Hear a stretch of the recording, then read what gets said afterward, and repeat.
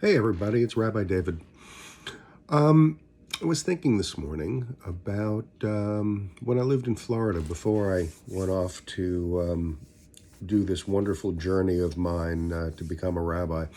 It was 2004. I was living in Florida, and that was the summer that three hurricanes just came one across the other, nailing us in ways that we hadn't been nailed before.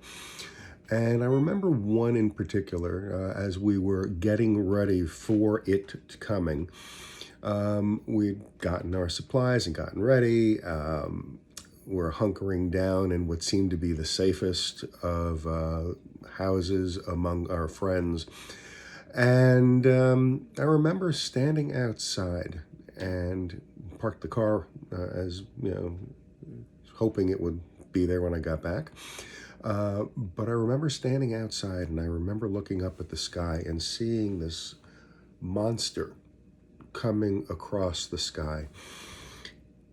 And I was in awe, maybe a little bit in fear, but seeing the inevitable on the horizon, quite literally, and knowing it was just a question of time before it hit. Well, we did survive.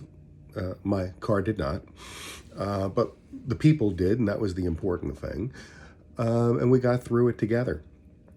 So one of the things that I wanted to share with you as we are now in, I guess, phase 2 of the impact of the coronavirus. We know it's not only coming, we know that it's here. We don't know how bad it will be, and that's a source of great anxiety because, like that hurricane, I have no control. You have no control over it coming. We have some element of control, however, over ourselves, and that's what I wanted to ask you to think about. In a time like this, having a routine makes a lot of sense. Think about ritual that you can do, and I don't mean ritual with a capital R, but rituals with a small r, although the big R's are important too. Is there a prayer that makes sense for you?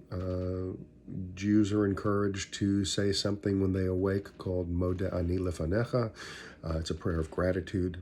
It's an incredible way to set intention for the day to come.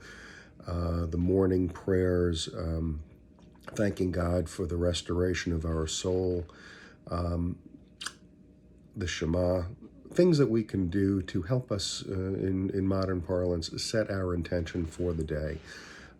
It's good stuff.